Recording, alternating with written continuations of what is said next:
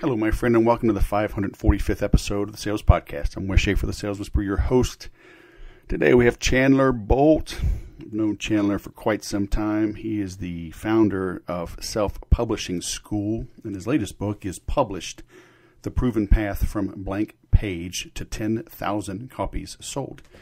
And it's important to discuss getting your book sold. I was with someone the other day.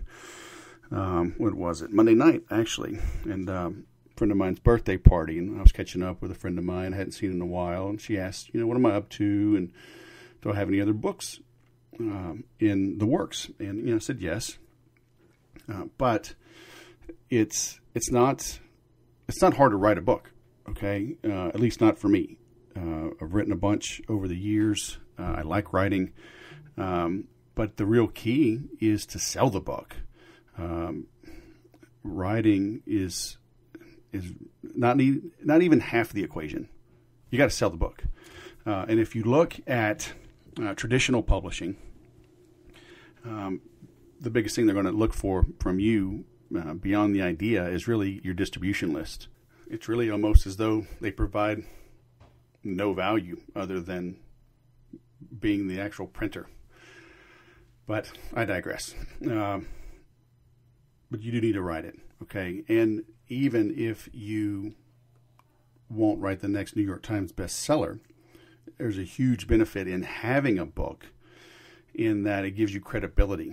I give this as a surprise gift to people. I use it as a prospecting tool. It has helped me land speaking gigs. So even though I may not sell the book at the event, it has given me the credibility to be booked for the event. And then those that find my site and whatnot, it leads to other revenue and income streams. So write a book, okay? But understand, have realistic expectations going into it as to why you're writing the book and how to leverage it. Because even if you sold 10,000 copies, all right, let's say it's a $18 book. So there's $180,000. Let's back out, let's say $6 to print each one. So there's $60,000 in expenses. So you're left with $120,000, which is still good money. If you did that in a year, if you did that in 6 months, it's great money. But then what happens after that? So you need to understand how to leverage this. Having that book, being in front of the audience, you could generate tens of thousands, hundreds of thousands of dollars in consulting and additional product sales programs, what have you. So just understand the big picture, okay? And that's what we get into. So Chandler's been at this for quite a while and has built a very successful business. Great guy, great content.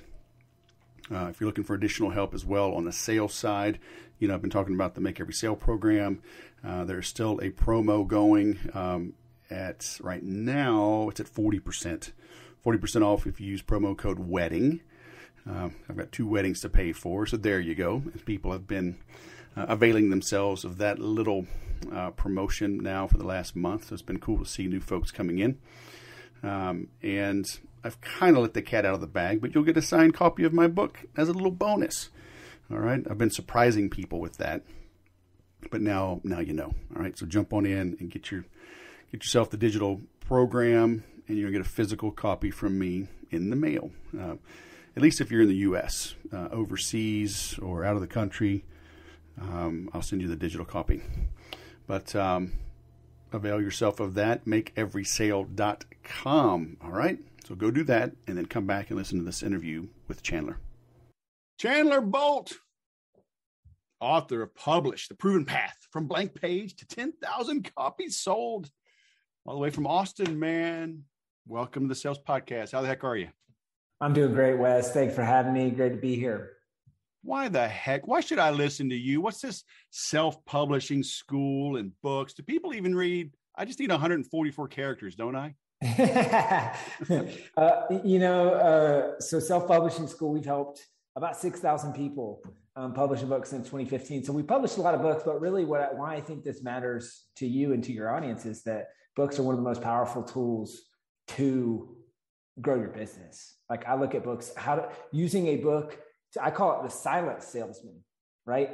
The book goes out into the world and then brings back leads, sales, and referrals for your business. I believe that, books change lives, books change businesses, and books are not only one of the best ways to grow your business, but I think as a sales professional myself, books were one of the best ways that I learned sales.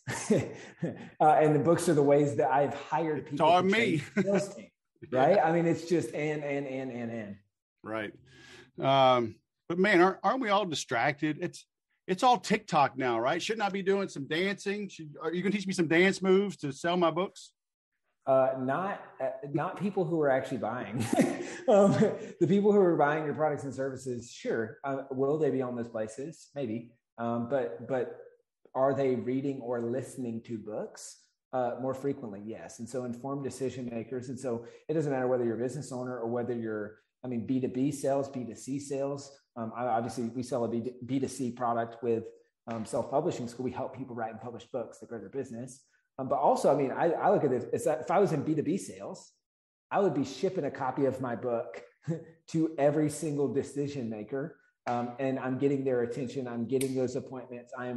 They show up to the phone call. And I know this is something that my sales team appreciates at Self-Publishing Schools. People show up and they've read the book, or they've listened to part of the book, or that sort of thing. And they are an informed buyer that knows the process, that every part of our sales funnel converts at a higher rate. Because we use the book throughout the sales funnel. So what's your story, man? You're too young to know anything about anything. Why should I listen to you? How'd you start this? What's going on? Have I been tricked? Did you trick me? I don't think so. My story is I'm a C-level English student and a college dropout with ADHD. So kind of the last person that you would ever think that would write a book, but wrote and published a bunch of books. I've just published my seventh book, in this book published, and those books have sold and been downloaded hundreds of thousands of times. And then we've helped 6,000 people write and publish a book. And so I believe that sometimes the worst students are the best teachers, or the worst players are the best coaches, sometimes, because they know what it's like to struggle. And so for me, I know what it's like to not be great at writing.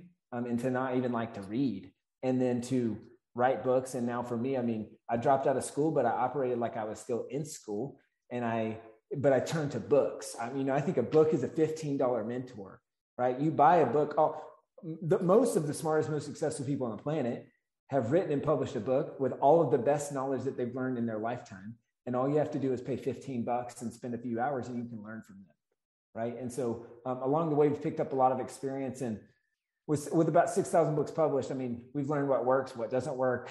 I eat, live, breathe, and sleep this stuff. And we're getting better every day at it. Well, they say the C students hire the B students to manage the A students. I've never heard that, but that sounds about right. Hey man, I drink bourbon and I know things. All right. So just go write that down. Yeah, for sure. That's cool, man. And yeah, I agree. I've got a lot of books. I've written a couple. You say you're coming out with your seventh.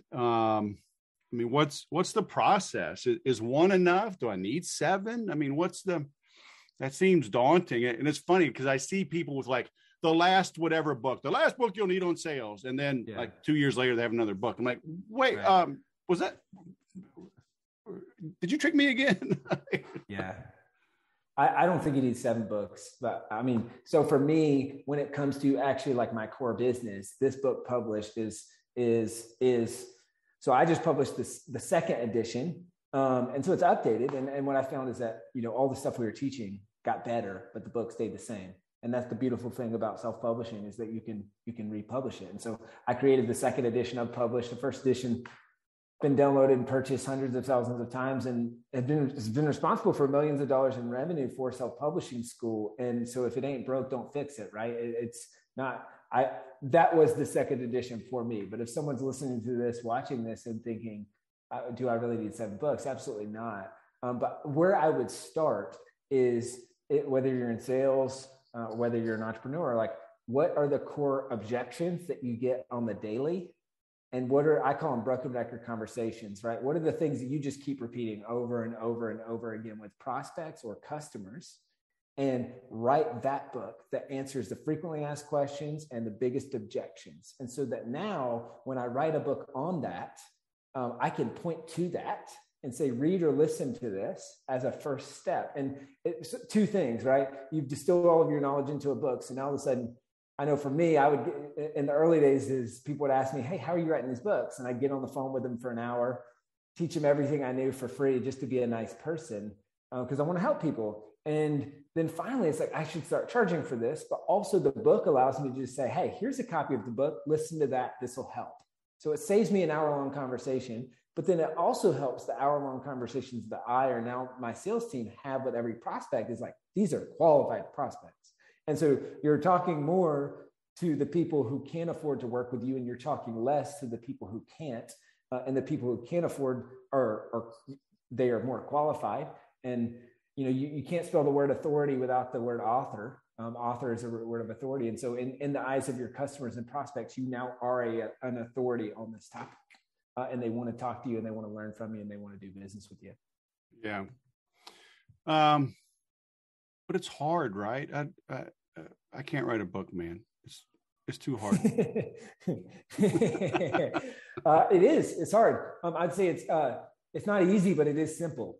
And my goal is to make complicated things simple. I think that's, as someone with ADHD and college dropout and C-level English student and all that stuff, it's if you can't explain something to me on a napkin, I'm probably not interested and I probably won't get it. And so that's my goal. And kind of my version of that napkin is, so I talk about this in the new book. And if anyone's watching the video version, you can see here, it's page 17. We kind of try to break it up into milestones, right? So what are the 8 milestones of the process? Now, the first 4 milestones are what I call the more writing method. So that's mind mapping everything you could think of on the topic of this book, turning that mind map into an outline, right? Using that outline to write a rough draft, and then starting the editing process. So MORE, more writing method, right? Mind map, outline, rough draft, editing. And then you move through the rest of this process. And so that would be if, a lot of people that are intimidated about a whole process, and I just say, take it one milestone at a time. My encouragement for anyone who is listening to this or watching this would be to take 15 minutes. As soon as you get done listening to this, grab a blank sheet of paper, put a bubble in the middle with the topic, like maybe just the big picture, like it's probably not a clear book yet, but hey, I've got this topic, and then just put a timer for 15 minutes and write out everything that you can think of on that topic. So what are the stories that you have, the lessons that you've learned? What are the broken record conversations, the objections and questions that just keep getting asked over and over and over again? What are those things? Take 15 minutes and mind map. And then as soon as you do that, dive into chapter number 5 in the new book, and it'll walk you through how to flesh out the rest of your mind map. Use that to turn it into an outline. Use that to write your draft, all that good stuff. Yeah, I tell people something kind of similar. It's like, look at what you're known for, or pick something you want to be known for. And I always use chiropractors as an example. Yeah. And come up with a crazy title, eliminate back pain naturally without harmful pills or risky surgery. And going on. Yeah. All right, there's your title. Whoa. Okay. So I'm like, all right, now break it down. Let kind of brainstorm. What would you tell them? Stretching, exercise, sure. Diet, right? So it's okay. Let's pick 3. Yeah. Okay. Now, can you come up with 10 things under each of those 3? Right. So exercise, you will sub chapter that, cardio versus weightlifting. All right. Can you come up with sub chapters for those? Then they're like, oh yeah, that's not so hard. Yeah. I'm like, if you can come up with whatever the math, 3 chapters, 10 subsections, 7 chapters with 3 subsections, you got roughly 20 to 30 ideas, 5 to 10 pages for each. Throw in some pictures, you got a book. Yeah. All right. 100%. I mean, mind map, outline, rough draft, baby. yeah, we make this stuff so hard. Mm-hmm. It's funny, Wes, I had a mentor one time. He said, business is easy. We make it complicated. Yeah. Because we think it needs to be more complicated than it actually is. Yeah. And so on the self-publishing, do you just recommend Kindle, Amazon, or are there other little secrets for getting published? I mean, so they're getting published and then they're successfully selling books, right? Which are two totally different things. For sure. The blocking and tackling or the X's and O's of getting published. There's a lot of really cool tools like Kindle Direct Publishing, like CreateSpace, like Spark, like all these different platforms, right? And so you can use those platforms, and as a self-published author, you get distribution, and then there's launching successfully in a way that's going to move copies. And then I would even say beyond that, there's, okay, how am I strategically writing and marketing a book that will bring in leads, sales, and referrals? And so that's kind of how I look at it's like the big picture. But no, you don't need a publisher, an agent, all those things that you used to, because it used to be the way that you sold books was to get into bookstores, right? Well, now it's a kind of a crazy stat, but I think it's about 70% of all books sold are sold on Amazon, and you don't need a publisher to publish on Amazon, right? And so Amazon is an ecosystem that brings customers, hundreds of millions of them. And if you can tap into that ecosystem, and if you can market your book well, then you can siphon off lead, sales, and referrals into your business. Well, that's for dang sure. You can write it, and your mom, your next door neighbor, and your spouse might buy it, but then your spouse would be mad that you made them buy it. So, and so would your mom, and your neighbor would remind you of the time you didn't return the lawnmower and it was jammed up. So you have to give that away free too. So, so what are some tips? I mean, because everybody's got a book in them. Mm-hmm. But yeah, how do you make money off the dang thing? Yeah. So I look at it. And so there's obviously, we could go deep into the weeds of the launch, of marketing, of selling copies, of all that stuff. But I really would jump to, and I'm trying to figure out, I feel like this is maybe chapter 25, I think it is. As I talk about, so how do you use books to grow your business? Right. And so again, I look at it in those three buckets. And so how do I use a book to get more leads, more sales, and more referrals?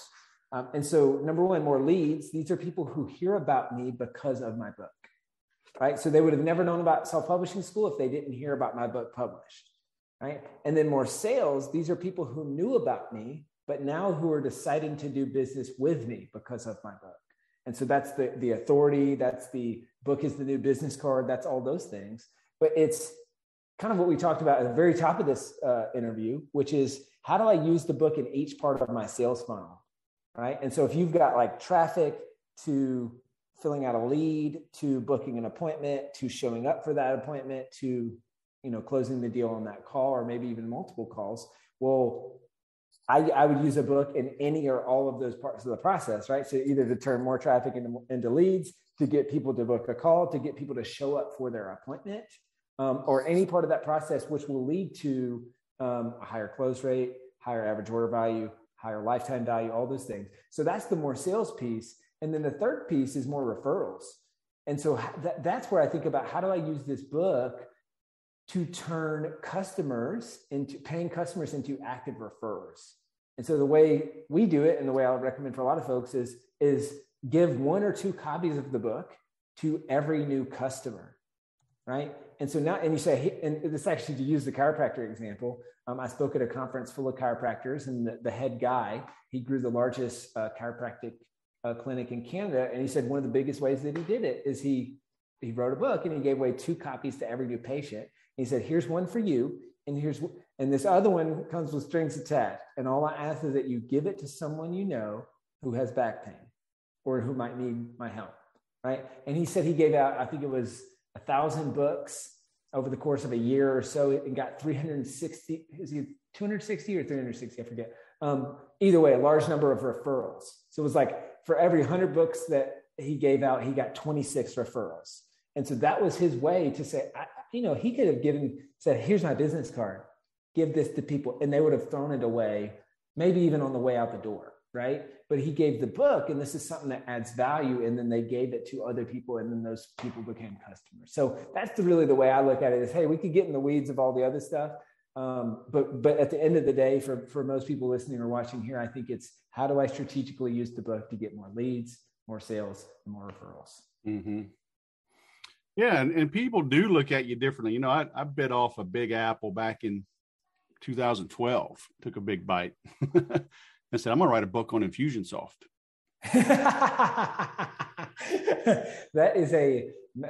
You bought an apple orchard. Dude, oh, man. 700 pages later. Yeah. But I wrote it. Yeah. And kept it updated until now. It's about a year out of date now. I'm actually had a meeting yesterday with my co-author because after I published it, later on, I brought on a team and a couple of folks to, in return for them keeping it up to date for me, they could be the co-author, right? Mm-hmm. So, but now they've changed names, changed the platform. So we've decided to go broad on the topic of CRMs and technology and whatnot. So we're going to start working on that here pretty soon. And be a little more agnostic, but answer the broken record questions. Cause I've got my quiz, best CRM for me. That's been one of my top lead generators. So I'm going to come up with this generic book on a broader topic to be seen as the expert. And then, they can bring me in to help them streamline things and put in some better content and make that thing spit out some money for them. Because usually, technology turns into just a big millstone around their neck, and people are just so bogged down. It's like, But I think you're touching on something that's important for anyone listening, which is teach strategies, not tactics. And that sounds like the evolution from your current book to your next book, which is if you teach strategies, not tactics, well, then the strategies don't become outdated. Yeah. So I think about how do I write a timeless book that can continue to sell and be a silent salesman for my business and bring back, lead sales, referrals, all that good stuff. And so, but the teach timeless strategies allows your book to do that for not just for a year or for 2 years, but 5 years, a decade, maybe longer. What do you think about small books? I had a guy, I was on his podcast. He prints itty bitty books. Mm-hmm. And it seems like, obviously there's a market there. He's succeeding. Yeah. Is there like a booklet versus a book? Is there a size you recommend or a length? Yeah. I think it starts with Stephen Covey would say, begin with the end in mind, right? So what is the goal of the book? And it's people get tripped up on this very often, which there's, this is chapter 2. I'll talk about looking for why. And when I say, hey, what's the purpose of your book? People immediately think of the reader, which is amazing. And that's one half of the equation. But I want you to also think of, for me as the author, like what is the purpose of this book for me? And then what is the purpose of this book for my reader? Now, both are important. Defining both are important. But if you don't know how does this book fit within my ecosystem? Well, then, right. So if he is using that as a sales mechanism and he knows, hey, this is for clients and prospects, and they are not going to read a 300-page book, but they will read a 100-page book. Awesome. Do that.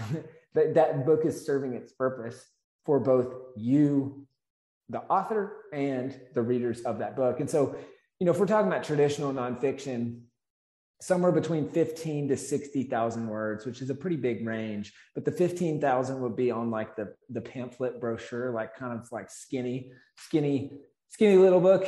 And then there's the bigger book, like, my book published is about 60,000 words, which is pretty much your typical kind of trade nonfiction, if you will. This is kind of like a normal length book. Yeah. So, I love that concept though.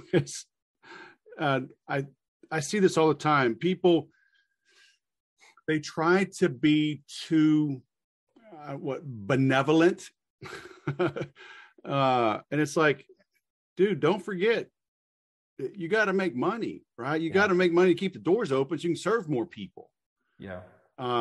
And I always remind them, in the unlikely events, there should be a sudden loss of cabin pressure. 4 oxygen masks will pop down. If you're traveling with someone who needs help, put yours on first.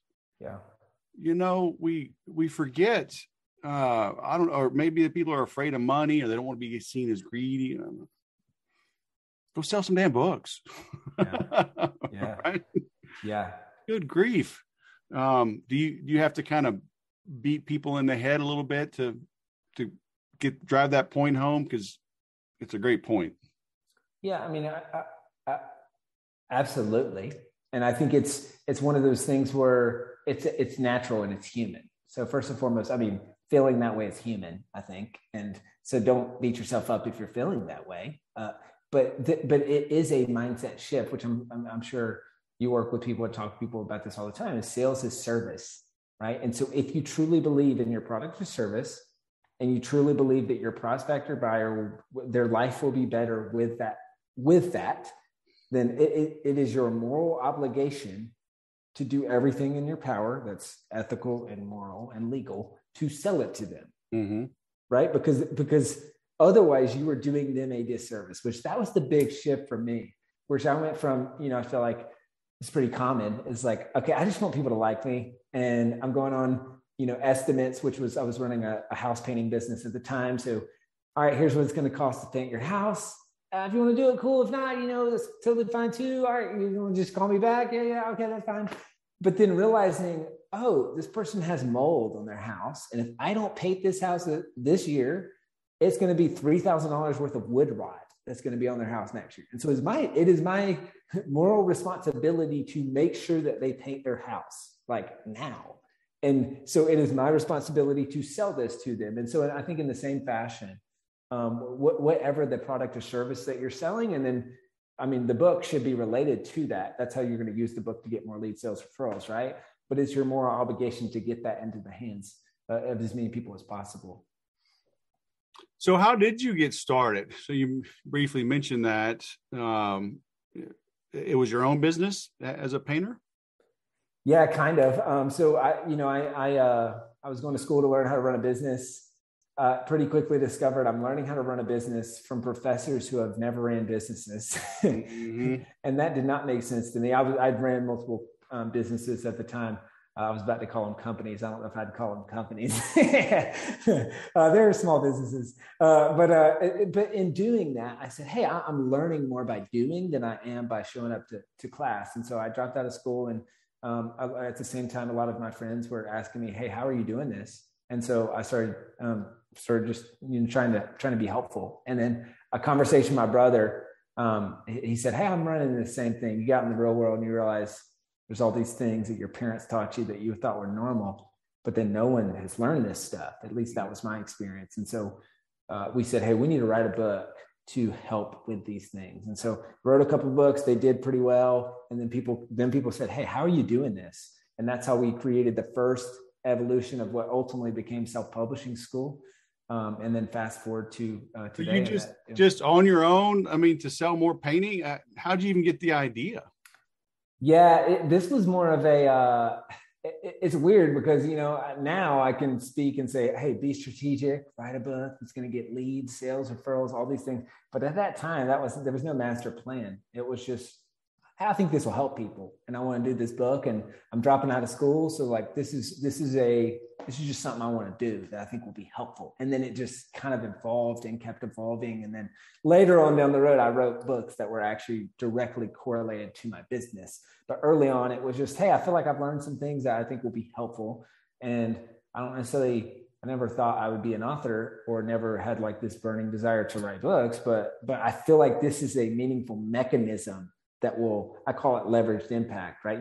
You do this hard work, create the book once, and then that book goes on to impact thousands, tens of thousands, maybe even millions of people. And so it wasn't really a master plan as much as it was just something that happened and then something that's evolved and has continued to grow. And looking back, is definitely one of the best decisions I ever made was to write that first book. I'm sure you probably feel similarly with after the fact about the books that you've written. Yeah. So who was the first person you hired once you went down the path of self-publishing school?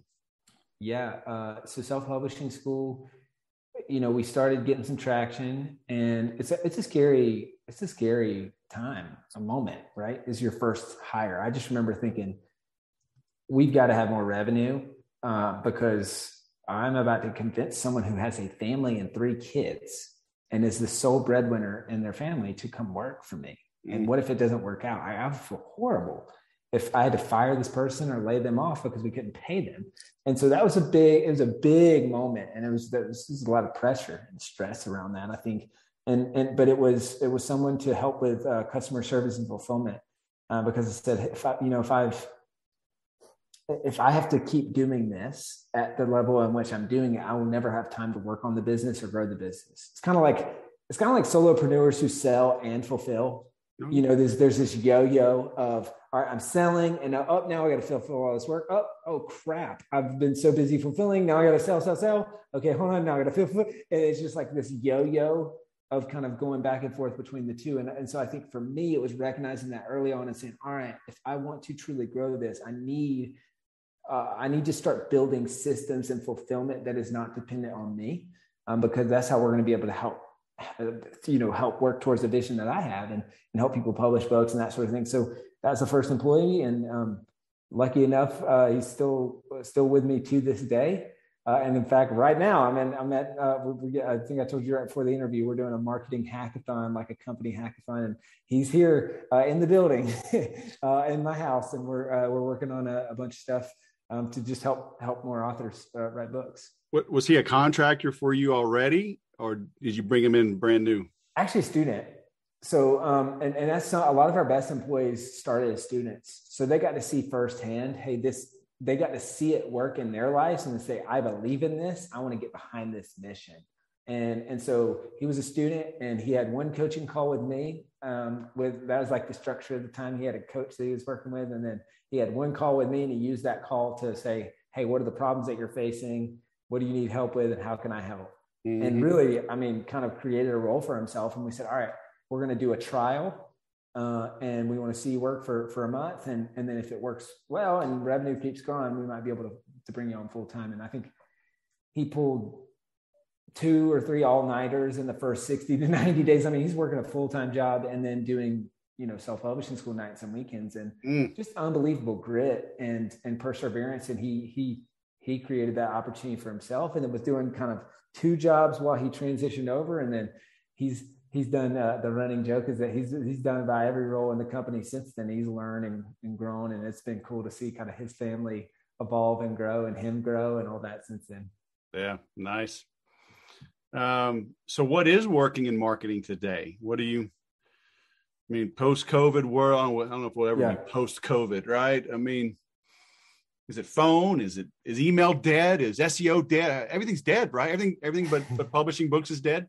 None of those things are dead. They might not work as much as well as they used to, right? Because competition has increased. But ironically enough, for us, it's there's mechanisms and there's channels, right? And so the marketing mechanism in a lot of cases is webinars and book funnels. Like those are our 2 things that work really, really well. It's webinar trainings, is kind of one-to-many sales, and then free plus shipping book funnels and other different book funnels. We've spent all morning just updating all that stuff.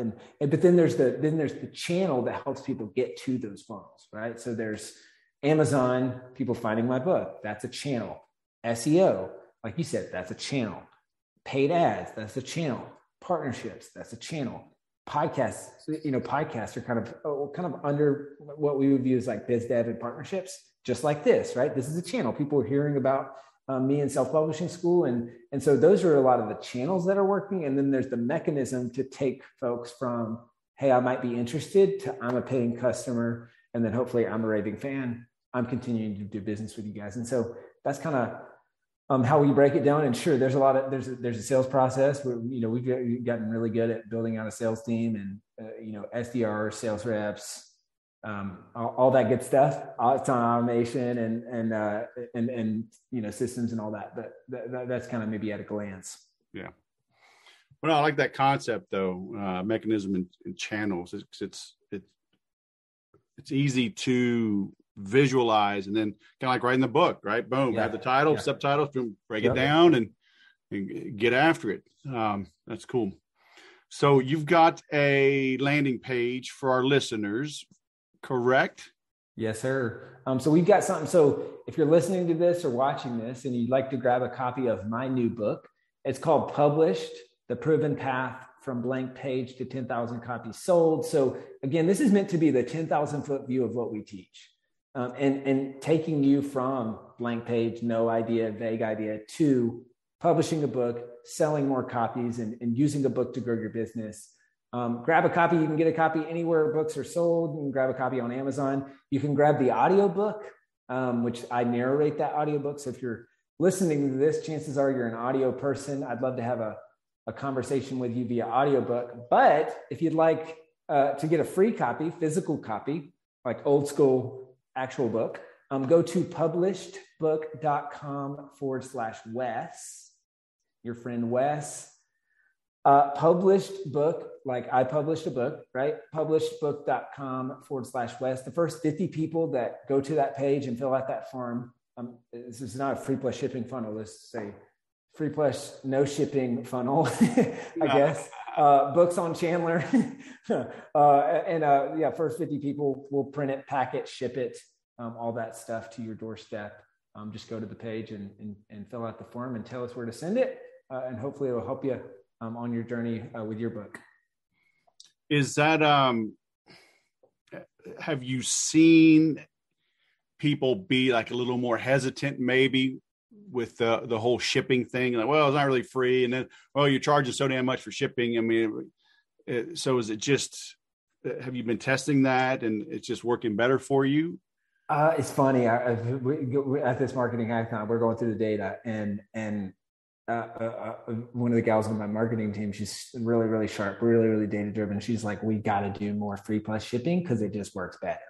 So we still are doubling down on that. But for me, I know that audiences like this, these are very, it's like, it would be one thing if I took this to, and we start running Facebook ads, right? And then it's just, we're just probably bleeding cash and my fulfillment costs are just going through the roof. But on audiences like this, with the podcast, where it's like, hey, I've listened to this whole interview. I'm clearly interested in this, and I'm a friend of Wes, and I mean, I'm legit. Like, I'm the type of person that listens to podcasts. Well, then that's probably the type of person that'd be a fit to work with us and to write a book. And so that's where it's a test. Who knows? Maybe I'll get 3 months down the road and have $20,000, $30,000 in fulfillment costs and say, what was I thinking? But I do know it's already driven, I think, a few $100,000 in revenue in the last couple months. So it's already worked pretty well. And there's a bunch of people that do that. And they say, hey, I'd love to just work with you guys at Self-Publishing School. They book a call with the team and all that good stuff. Yeah, cool. All right. Well, I will plug that here in the outro. And I appreciate you carving out some time from your hackathon to speak with me and our listeners. Thank you, Wes. It's always a pleasure, man. I love what you're doing. It's always fun interacting with you, and just I love your sense of humor, and you're awesome, man. So I appreciate you. Thanks for having me. Hey, you keep that up, man, and you'll be back on this show. All right. All right, man. Have a great day. Thank you. There is a lot of wisdom in that interview. Go and get your free book, from Chandler. We're linking to that in the show notes. But I appreciate him setting that up for us. Don't just get it, right? Go read it. Take action. He gave some examples of some things to do around, getting out a sheet of paper, mapping things out. The more method, mind map it, turn the outline into a rough draft, edit. Write that circle in the middle, right? Set your timer. You need deadlines. You've got to take massive action, get things done. He gave the example of the chiropractor that gives away 2 copies to every patient. A 200-page book, black and white with a full color cover, is only going to cost you $5 or $6. And so you have a new patient, you give them 2 books, there's $10. Okay, just chalk that up to your marketing costs. Let them give that out and be a referral source for you. If you can't spend $5 or $10 on a new customer, do you really have a business? So dive into this, understand that everything, all the content you're creating can go into a book. You know, the Sales Whisperer Way is a compilation of my weekly whisper. Those were emails. I've taken those emails and make blog posts out of them. I made those blog posts and shared them as social media posts. Repurpose things. Be smart about it, all right? So take some action. Get his book, get my book, join the Make Every Sale program, use promo code WEDDING, save 40%, and the world will be your oyster. Thanks for listening. I'll go sell something.